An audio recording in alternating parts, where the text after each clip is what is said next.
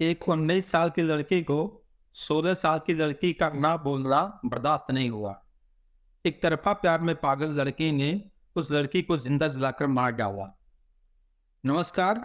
आज की लब जिहाद की कहानी है झारखंड के दुमका जिले की। आइए जानते हैं क्या है पूरा मामला।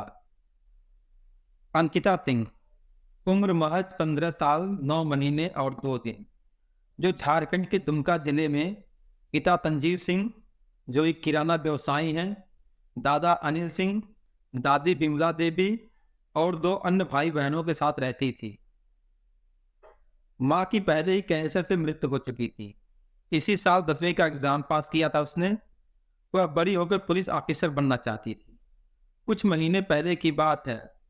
स्कूल से क्लास खत्म करके सहेलियों संग लौट रही थी, हंसते बात करते हुए। उसी की गली में रहने वाले एक लड़के शाहरुख की नजर उस पर पड़ी। पहली नजर में अंकिता दिल में उतर गई। वो दोस्ती करने के लिए उतावला हो गया। खूब जतन किए, अंकिता के दोस्तों को अपना दोस्त बना दिया। अंकिता की किसी सहेली से उसका नंबर ले लिया। रात बेरात कॉल करने लगा। लाख मना करने के बाद भी दोस्ती करने का दबाव बनाने लगा। धीरे धीरे उसकी समझ बढ़ने लगी और अंकिता का बार बार मना करना उसे गुस्सा दिलाता रहा। आखिर उसकी इस सनक ने अंकिता की जिंदगी में जहर घोल दिया और उसे नसीब हुई एक खौफनाक मौत। दरअसल अंकिता सिंह के पड़ोस में रहने वाला शाहरुख अंकिता को पिछले 2 सालों से परेशान कर रहा था। वह लगातार अंकिता को फोन करके दोस्ती करने के लिए दबाव बना रहा था, लेकिन अंकिता उसे बिल्कुल भी पसंद नहीं करती थी। यही नहीं, वह अंकिता को स्कूल जाते समय छेड़ता भी था, जिससे परेशान होकर अंकिता ने स्कूल जाना भी छोड़ दिया था। एक बार शाहरुख ने चोरी छिपे अंकिता के घर में घुसने की कोशिश भी की थी।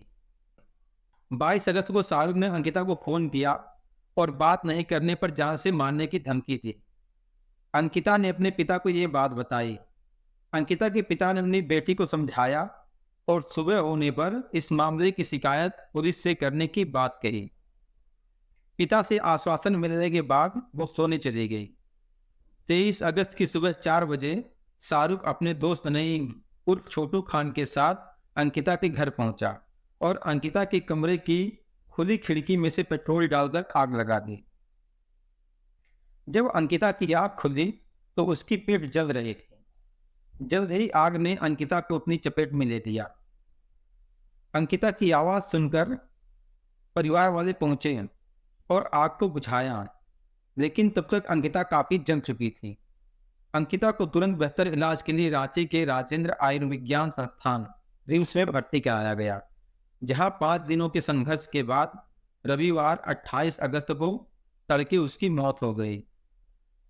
खुद लड़की ने गंभीर अवस्था में पुलिस को अपने साथ घटित घटना की सारी जानकारी दी थी। इस दौरान उसने अपने ऊपर बनाए जा रहे धर्मांतरण के दबाव का खुलासा भी किया था। उसने बताया था कि बगल वाला शाहरुख उसे आए दिन तंग करता था, उसे दोस्ती के लिए कहता था, लेकिन उसने जब बात नहीं मानी तो शाहरुख ने उसे जान से मारने की धमकी दी। जब उसे अस्पताल पहुंचाया गया था तो पता चला कि वो 90% जल चुकी थी। वो डॉक्टरों से पूछ रही थी कि उसे बता दिया जाए कि वो बचेगी या नहीं। डॉक्टर अपनी पूरी कोशिश कर रहे थे। घर वाले भी उम्मीद में थे शायद उनकी बच्ची बच जाए, लेकिन शरीर ज्यादा जल जाने की वजह से वो रिकवर नहीं हो पाई और उसका देहांत हो गया। जाते जाते उसकी बस यही इच्छा थी कि उसे इंसाफ मिले। लड़की ने रोते हुए कहा था, जिस तरह मैं मर रही हूं वैसे ही मौत को भी मरे। इस बीच पुलिस ने शाहरुख को अरेस्ट किया। वहीं गिरफ्तारी के दौरान शाहरुख की एक वीडियो वायरल हो रही है, जिसमें वो मुस्कुराता हुआ आराम से पुलिस के साथ जा रहा है। उसके चेहरे पर न डर था और न ही कोई मलाल। उल्टा वो हंस रहा था और सीना चौड़ा करके मूंछों पर ताव देकर चल रहा था। शाहरुख के चेहरे की मुस्कुराहट सिर्फ मुस्कुराहट ही नहीं, बल्कि राज्य सरकार पर सवाल खड़े करती है। वहीं नईम के बारे में पता चला था कि उसने हिंदू लड़की अंकिता को लेकर ये कहा था कि अगर वो बात नहीं करती है तो उसके साथ यही होना चाहिए।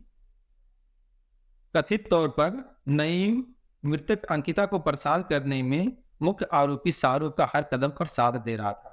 नईम से पूछताछ के दौरान उसने कबूल किया कि शाहरुख उसका सबसे अच्छा दोस्त था और वे दोनों 22 अगस्त की शाम हमले से कुछ घंटे पहले मिले थे। उसने कहा कि शाहरुख परेशान था क्योंकि अंकिता उसकी दोस्ती को लेकर सकारात्मक प्रतिक्रिया नहीं दे रही थी।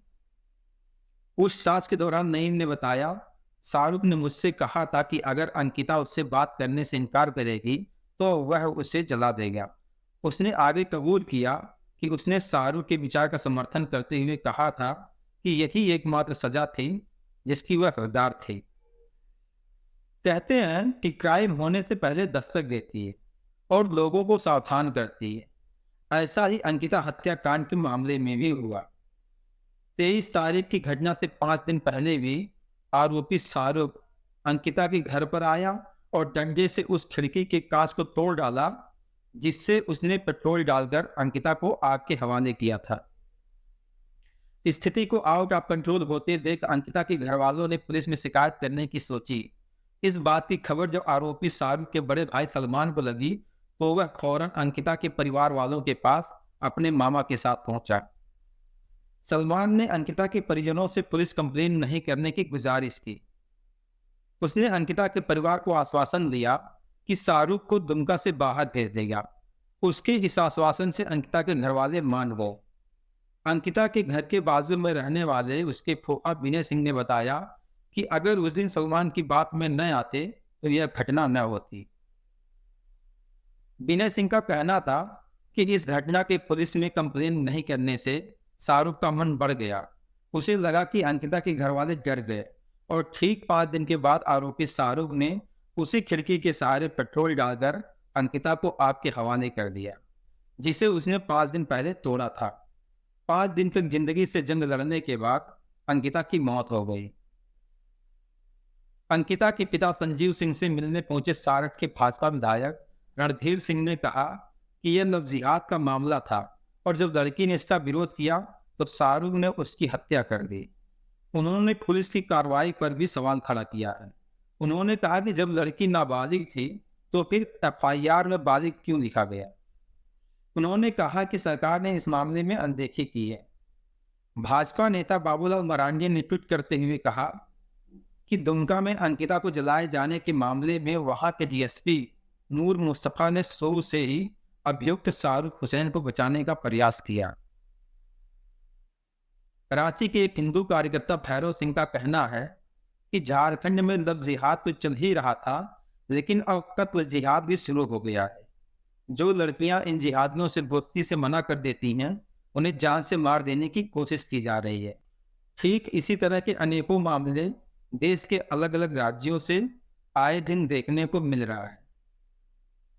इधर अंकिता के पिता संजीव सिंह ने हत्यारे के लिए फांसी की सजा की मांग की है। उनका कहना था कि उनकी बेटी उनकी गोद में तड़प कर मरी। प्रशासन हत्यारे को उसके अंजाम तक पहुंचाए और शीघ्र कार्रवाई करे। उन्होंने बताया कि हत्या आरोपी शाहरुख कई दिनों से अंकिता को परेशान कर रहा था। अंकिता के हत्यारों को जिला अदालत ने उम्र कैद की सजा सुनाई है। करीबन 1.5 साल की लंबी बहस के बाद नईम और शाहरुख को इस मामले में 19 मार्च 2024 को दोषी ठहराया गया था। एसपी की अध्यक्षता में गठित 12 सदस्यीय एसआईटी ने इस केस की जांच की थी। इसके बाद केस में 112 पेज की चार्जशीट दाखिल हुई थी और बाद में चार्ज फ्रेम करके गवाहों के बयान दिए गए थे। इस मामले में कोर्ट में सुनवाई के दौरान 51 गवाहों ने घटना का विवरण दिया था। दोनों आरोपितों को कोर्ट में पेश होने के लिए नहीं लाया गया था बल्कि उन्हें वीडियो कॉन्फ्रेंसिंग के जरिए पेश किया गया। इस मामले में दोनों को सेंट्रल जेल में बंद किया गया है। दुमका के जिला एवं अपर सत्र विशेष न्यायाधीश पोस्को रमेश चंद्रा ने शाहरुख और नईम उर्फ छोटू को धारा 302 और 120B के तहत यह सजा सुनाने के साथ ही उन दोनों पर 25,000 रुपये का जुर्माना भी लगाया। जुर्माना न देने की दशा में इन दोनों को 1 वर्ष की सजा अतिरिक्त काटनी होगी। इस मामले में देश के बाल अधिकार संरक्षण आयोग NCPCR की मुखिया प्रियंका कानूनगो ने कहा, इन अपराधियों के समर्थन में बांग्लादेश के कट्टर इस्लामिक संगठनों ने सोशल मीडिया कैंपेन चलाया था। आयोग द्वारा इस मामले की जांच रिपोर्ट में इन अपराधियों के अवैध बांग्लादेशी घुसपैठिया होने का संदेह व्यक्त किया गया था।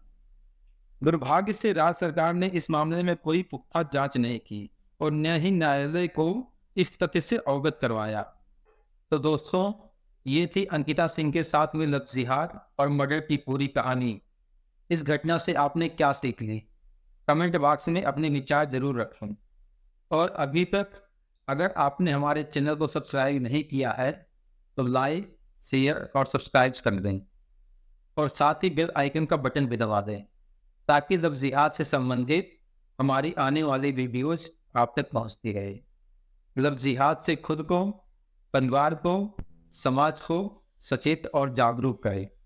सतर्क और सुरक्षित रहें। जय हिंद, वंदे मातरम।